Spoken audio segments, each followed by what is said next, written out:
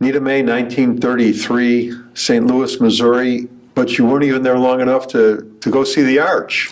It wasn't there yet.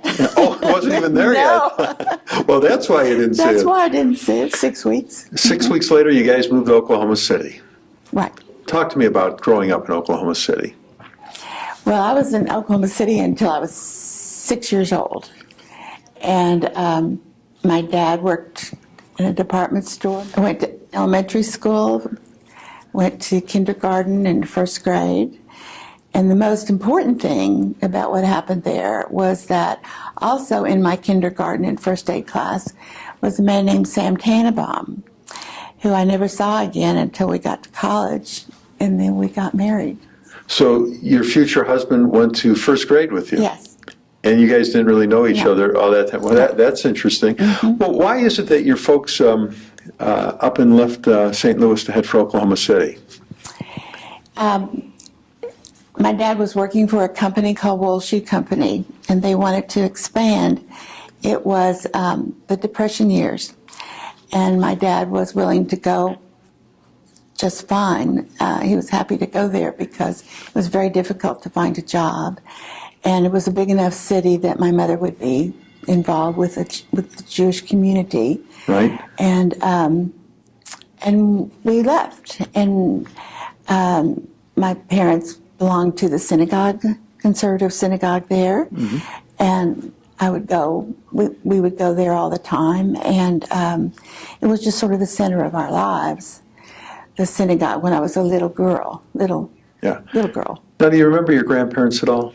Oh, very much. Tell me about them. All of them. All four of them. Okay, good. Tell me about them. My Babu and my Zeta came from Poland, and they came in 1903. And escaping the pogroms and they never knew where the border was going to be between Poland and Russia, because it depended on who was taking over that part of the country. Anyway, so they left and they came, and my dad was born in 1906, and my mom later in St. Louis, 1907. But the interesting thing that I am so proud of, I have my Bubba's candlesticks that I use for Pesach every year, that she clung to when they came over, because my grandpa got smallpox and didn't get to come on the ship with her until a few months later.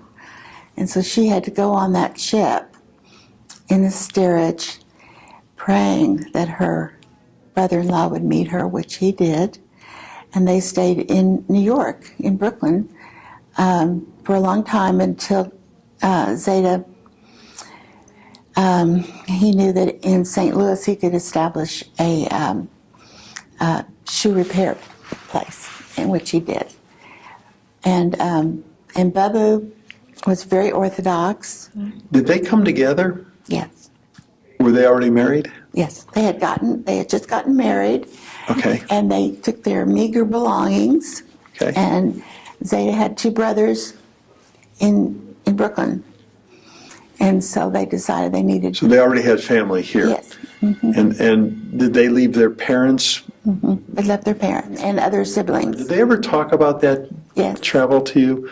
Yes. Did they? What did they say about it? Zeta was very quiet about it because he had to stay, I think it was in Scotland, until he got rid of the smallpox and could get on another ship.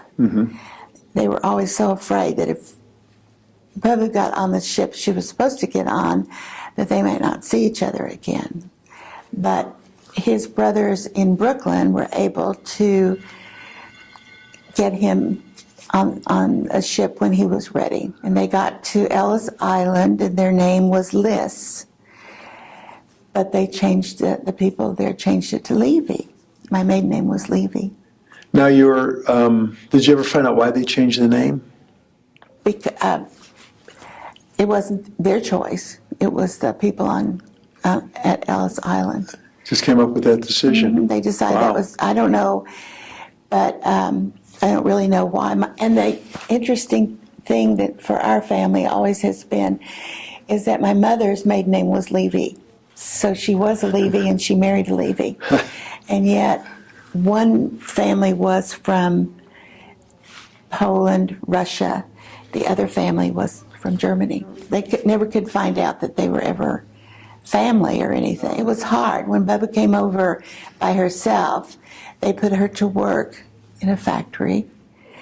And if you had ever seen my little Bubba, she was probably 5'2" and very, very frail looking. But she went to work because she had to pay her way. Yeah. And they lived in a tenement house, all the stories that you've heard. And then when Zeta got there, he liked working with leather. And he would go up into the Catskills and get leather from the people that were slaughtering animals. And he would come back and he would make shoes. And she sewed and he made shoes. That's how they did it. Now, your other grandparents, were they born in the United States? Yes. Grandma Mary, they were born in St. Louis. Grandpa Lewis, his mother even was born in the United States. One of the fun stories in my family is that Grandma Becky was a friend of Bernard Baruch in Baltimore. Bernard Baruch was a financier, and he was very active, very powerful in the government of the United States in many different ways, right. And friend of presidents. And if Bernard Baruch lived down your street and you grew up together in your schools, and you could say, well, Bernard Baruch was my friend, and we played together when we were little. That was a big thing. Yeah, right. My grandmother, my mother's mother, we had a great time together, and she had 5 brothers and sisters. And so whenever we would go to St. Louis, I was just part of all this family. But my grandma Mary had a stroke when she was 57 years old. So I spent the summers in St. Louis and the school year in Ponca City, Oklahoma. We moved there after we left Oklahoma City to Ponca City. So my grandpa had passed away when he was 42 years old. Grandma Mary's, this was my mother's. Mother's parents, okay. My Bubba and Zeta are my dad's. Okay. My grandma and grandpa are my mom. That grandpa, I knew his mother and his sisters. My great-grandmother, I knew them all until Grandma Becky died when she was in her 90s. And so I grew up knowing all of these grandparents. And anyway, so after 8 years in Oklahoma City, my parents moved to Ponca City, and that's where I grew up. And I loved, it was a small town and very few Jewish people. And my dad had a shoe store downtown. And my mom was president of the Mothers Club. She was always very proud of that. And I was very active in the school. My brother, his name was Louis. He was almost 3 years older than I. And I idolized him. He was president of the student council. He was an attorney. He died very suddenly about 8 years ago. But he has a number of children that I see. And so that's how we got to Ponca City. But my parents loved Oklahoma. They really did. Oklahoma is like one big, small town when it comes to the Jewish community. When we needed to go for Rosh Hashanah and Yom Kippur, we went to Oklahoma City. And we had friends there that we stayed with. And in fact, the girl my age that we stayed with is coming to see me. Now, your dad, coming from New York, then to St. Louis, then to Oklahoma, did he ever talk about the culture shock for him?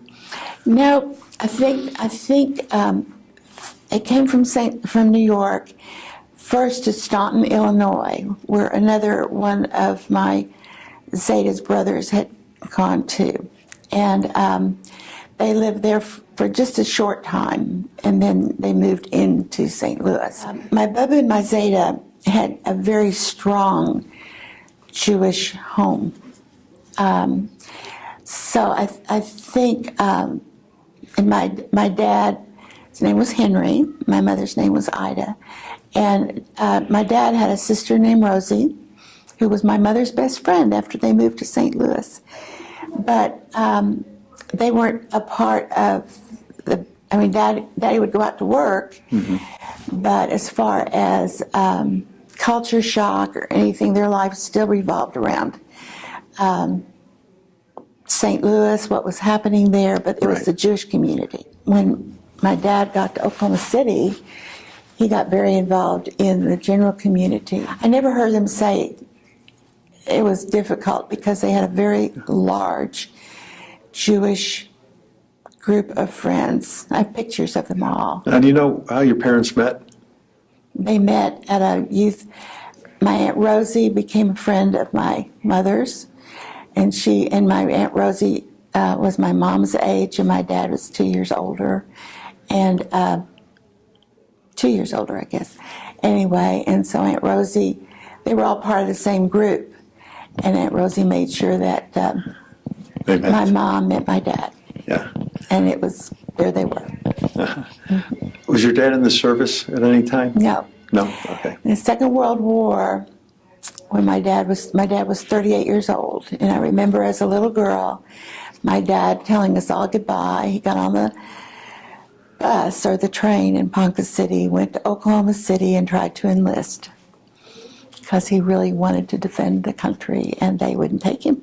Yeah. They said he needed to go home, take care of his family, be well, and support the war effort. What high school did you go to? Ponca City Senior High School. And what was it like for you? I loved it. What'd you guys do for fun? We did, Ponca City was a very small town. The downtown where my dad's store was only like 3 blocks long. So, we could walk downtown. We went to the movie on Saturday. My friends went to church on Sunday. I would meet up with them and we'd go to another movie on Sunday afternoon, or we'd go over to somebody's house. On Sunday nights, because all my friends were Christian, they all went to their youth groups on Sunday night, so I went with them. And I went to MYF, BTU, all of those, Christian CYF, all of them. And I was just with them and all of that, and we were just all good friends. And we went to each other's houses. The girls, I had a big brother, you see. He was very good looking, and so they really wanted to come to Nita Mae's house because maybe Lewis and his friends would be there. And we went to all the football games, all the basketball games. We watched track meets. I was a member of the Rainbow Girls, which is like a Masonic. Right. It was the junior Masonic group. Right. I ended up being worthy advisor, which was like being the the president, and would go to conferences. I was in the choir. I sang a lot. So we would go to other towns around, and we sang there. We would always get on a bus to go with the football team, wherever they were going. Now, during high school, did you re-meet Sam from first grade? I did not meet Sam until we went back to college. Okay, so now after high school, you went on to college. I went to the University of Oklahoma. Okay. And Sam was from Oklahoma City. Right. My parents knew his parents from all those years back. Right. The reason I didn't meet him, and all during high school, my friends in Oklahoma City would say, there's somebody we want you to meet. We think you'd like him. And I'd say, oh no, I'm having too good a time in Ponca City. Well, they were Reformed.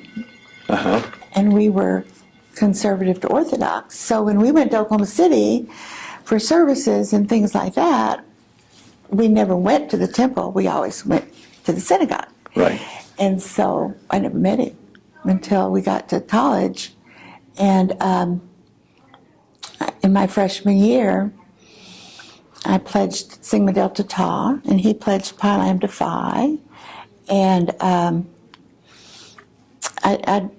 got to meet a lot of other guys, like we all got to meet a lot of other guys. And he called me one night and said that they were having a party in December, and could I go with him? And I barely had met him. And I said, oh, sure, okay. And that's what happened. I still kept dating, because we didn't start going steady until our sophomore year. Did you both finish college then? Yes. And then you got married after college? Got married a week after we graduated. Okay, and then what did you guys get into, and where'd you settle down? We came to Dallas. We knew we were moving to Dallas. Okay. Sam was number one in his class. Wow. I wasn't, but he was number one in his business class. And so he was recruited to come to Dallas. He was an accounting major, and he became a CPA. And I was an education major, and I got a job teaching in the Dallas Independent School District that first year. And we just started our lives. Yeah. What years did you get married? 1955. 1955. Graduated high school in 51. And your children were born here? Oh, yes. They're Okay. Texans through and through. Okay. And did you get involved with the Jewish community at that time? Immediately. Okay. I was confirmed in Oklahoma City, and I used to get on the train every other week from Ponca City to Oklahoma City, and I was met by friends and spent the weekend and went to the synagogue Yeah. for my confirmation year. Yeah. And the rabbi there invited me to come, and I did. And Sam was always Sam was always involved in the temple. He was involved in AZA, and it just seemed the natural thing was we got here in 55, and about that time, most of we had three temples and synagogues: Emanu-El, Cherith, and Tefereth, and they were all building new buildings. And so, having grown up conservative to Orthodox and Reform, we thought we would go check them all out and see which ones we liked the best. Well, none of them had a building. They were all in different places, and the first high holidays that we had there was at Temple Emanu-El had one at a State Fair Music Hall. And I cried the whole time, the whole 10 days, because I'd never been away from my parents. Right. And we didn't, I guess there were 4,000 people there. Yeah. And we didn't know any of them. Yeah. And we got a hotel room across from Fair Park, because I had never ridden to services or anything like that. And the hotel, went to go to sleep that night, had bugs. So that's when I decided God wouldn't mind if I drove. And so, anyway, so we've been members of Temple Emanu-El since 57. And then you 58. would do work at the Jewish Community Center. I did. What did you do here? Well, I was on the board the first few years, but I taught here in the preschool for 8 years. Yeah. And then, and while I was doing that, I was very active in the Temple Emanu-El Sisterhood and the National Council of Jewish Women. And I was very active in the PTA at my children's school, and just a lot. In the Federation, I was very involved in women's division. What was the happiest time in your life? There are just so many. There's just so many. I used to just love walking across that campus at the University of Oklahoma. Yeah. Because that was like, I was there. I had a reason to be there. I was making a lot of friends in the sorority house. And then I was very, very happy when my children were born. Yeah, of course. And Sam and I, when we got married, we had gone together for almost 4 years before we got married. We went together all through college. Yeah, yeah. And then a week later, we got married. And it was neat. Now, in your lifetime, was there an invention that came along that you went, wow, how did we ever get along without that? A television. Yeah. You know, Yeah. television was a big thing. It's interesting because my mother wrote a paper one time. My niece wanted her to say, what are the three things that three in technology that happened in your life? And so now you're asking me the same thing, but television was a wonderful thing. Long distance telephone. Went to Israel. We went to Israel in 1973, and my kids could call me wherever they were. Yeah. I mean, they were here. Yeah. But to be able to call like that was just very exciting that I didn't, because they were teenagers. Yeah. And that was great. One of the happiest times, most happy times, is when we went to Israel. I've been to Israel 3 times, and that was when I was young. One of the happiest times in my life was coming to Camp Bonim, which was a Jewish camp outside of in Lake Louisville, Lake Dallas. And my mom and dad looked for a Jewish camp for me to go to, and I was 14, I guess. And I came here, and that was the first time I was ever around a group of Jewish people or Jewish teachers or Jewish anything.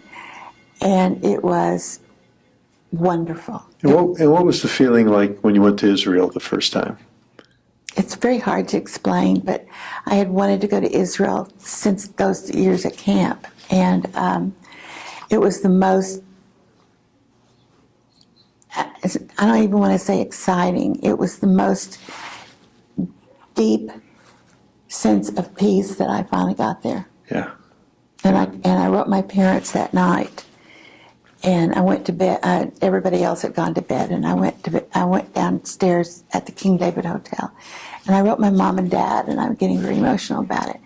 About thank you for helping me get to this point. I don't mean financially, but helping me understand. Right. Because they had been there 2 or 3 years before, and it was wonderful. Talk to me about the TV show you were involved in here in Dallas. The name of it was Covenant, and Ziona Balaban, Linky Seltzer, and I were the 3. I had always done a lot. I've always done a lot of public relations and teaching. I'm a teacher, and so it just kind of went together. And they decided that they would approach WFAA about doing a television program or doing some kind of outreach.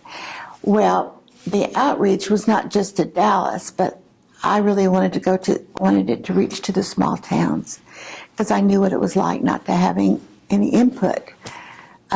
Growing up in a small town. So they were all for it at WFAA, and we had the most wonderful, those were in the days of Mike Shapiro and Travis Lynn, who became a very, very good friend of mine. I mean, they all were. But anyway, we did it once a month. We would do a plan of what we were going to do. We would do a script, and then we would decide who we wanted to do this. Right.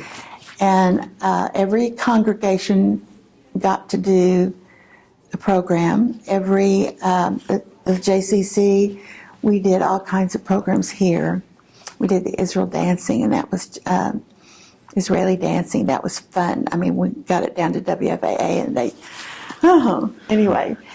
And this was back in the 70s and 80s? Mm-hmm. Yeah. And we went to Tyler.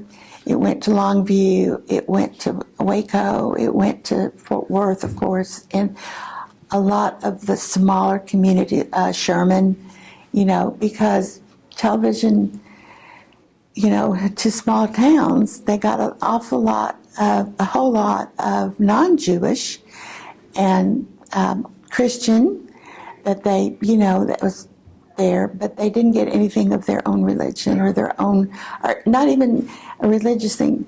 But all the rabbis, we did a lot of music. when ADL had a program here, when Union of American Hebrew Congregations, when, anyway, that was what it was about. And, Nancy Brinker, that started Coleman, she was one of our narrators, one of our moderators, and she just did a wonderful job for us. And I mean, I can go on and on about the different people that came, and I felt so privileged and honored to be able to do that. Now, in your lifetime, you've lived through so many momentous occasions, some good, some not so good, of course. When you were a little girl, the wars, President Kennedy assassination here in Dallas, something good, the moon landing in '69 for the first time. We sat and watched it. We never moved. Of course, the tragedy of 9/11. What's really stood out that you really know exactly where you were when it happened?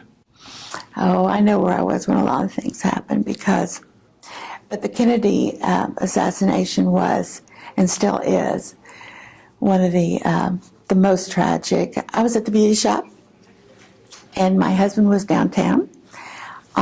His office was on Commerce, at Main Street, really. And anyway, the motorcade had just gone by, and he called me. He knew I was at the beauty shop, and he said, "I just got to see President Kennedy. They just went by." And then all of a sudden, while I'm on the phone with him, somebody came into his office and said, "Get off the phone now." And he got off the phone, and he called me back in about 5 minutes and said, "The president's been shot." Wow. You don't ever forget that. You don't ever forget that. And the Zapruder family is good friends still, all of us. But we were all I sold poll taxes so they could vote. People could vote for Kennedy. We went to churches to make sure that they didn't mind him being Catholic.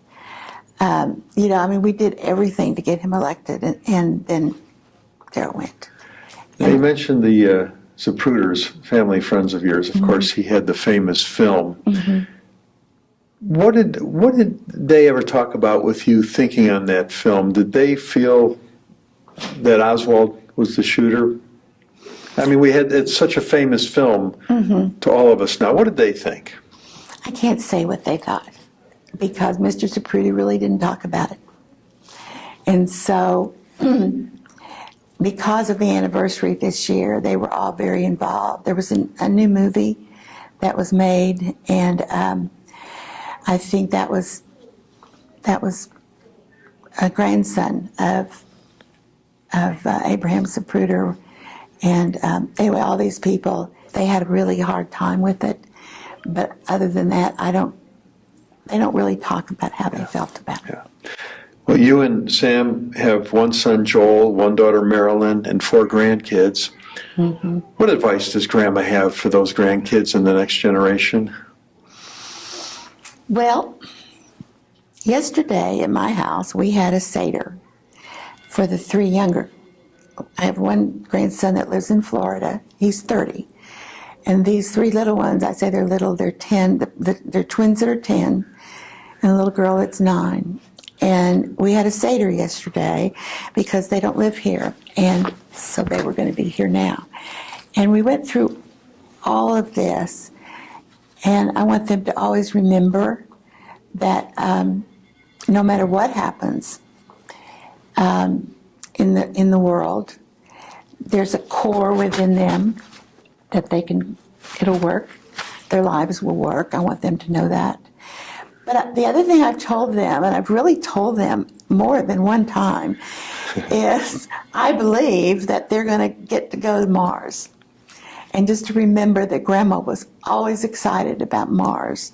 And that I'm very excited about Mars and the exploration and the way they're doing the food for it and all that. And I said, because I got to see the space and the moon landing, and I hope they get to see the Mars, Well, you did a great job today.